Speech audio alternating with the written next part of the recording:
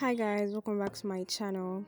If you don't know who I am, my name is Adeola and today's video is me going to be trying to get out of a reading slump because somehow I read this awful book that TikTok recommended to me, and ever since then I haven't been able to pick up a book again. That book literally made me question if I wanted to ever read again. But as you know, reading is my only hobby and I'm bored. So I did some research and found some tips that might help me. So I'm going to be testing them out today and I'm going to be letting you know if they work.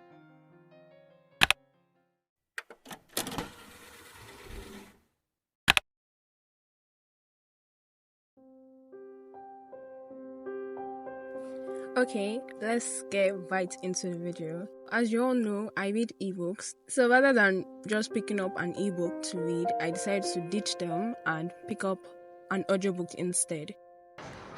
I haven't listened to an audiobook since February and it's almost, if not already, the end of April. So I started listening to The Mountain Is You by Brianna Wiest. It is a non-fictional self-help book about how to transform self-sabotage into self-mastery.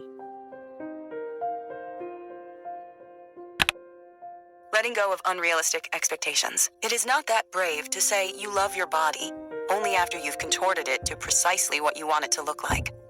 It is not that brave to say you don't care about possessions when you have access to everything in the world.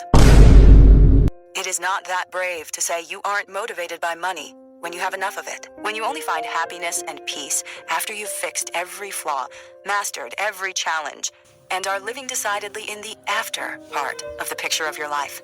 You have not resolved anything. You have only reinforced the idea that you cannot be okay until everything is perfect. The truth is that you do not change your life when you fix every piece and call that healing.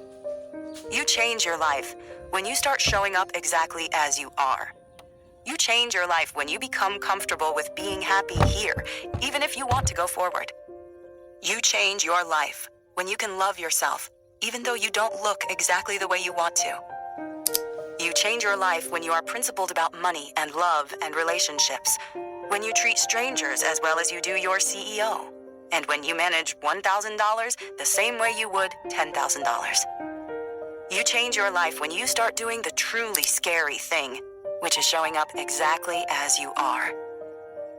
Most of the problems that exist in our lives are distractions from the real problem, which is that we are not comfortable in the present moment, as we are, here and now.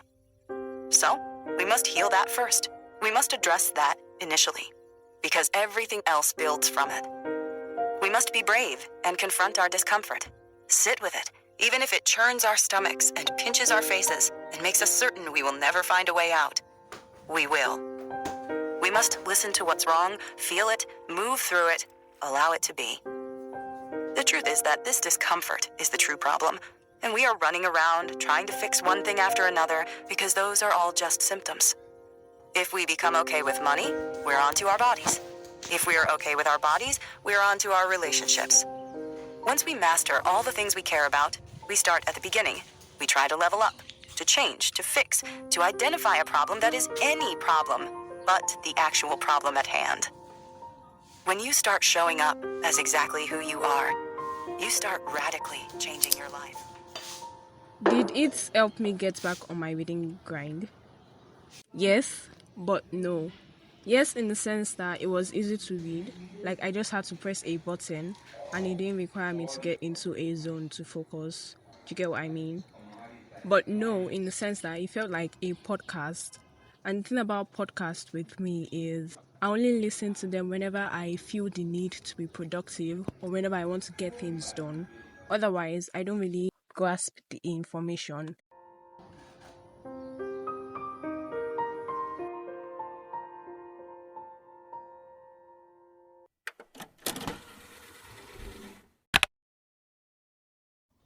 Tip number 2 is to go back to the basics. If you didn't know, I started reading through Harry Potter and romance. So of course I decided to pick up a romance book.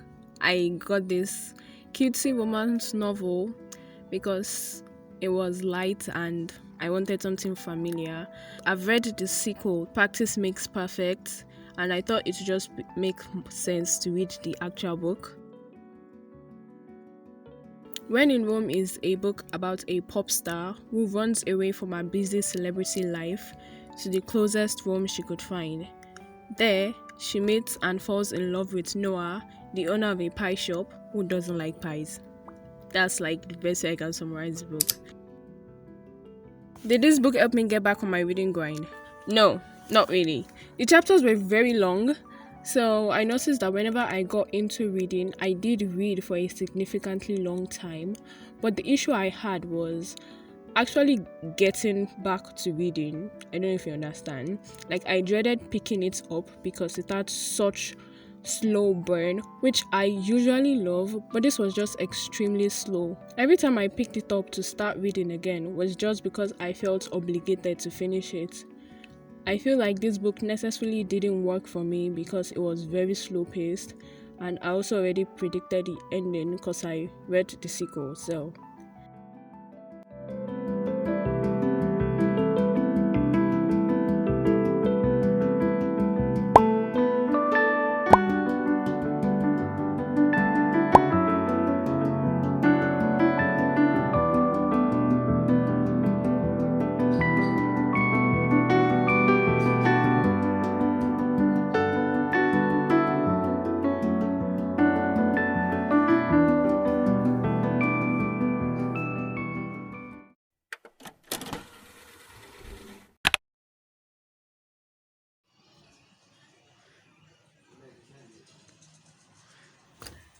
the next and the last tip, because this book surprisingly did get me out of my reading slump, the tip is to read a book you think you won't like.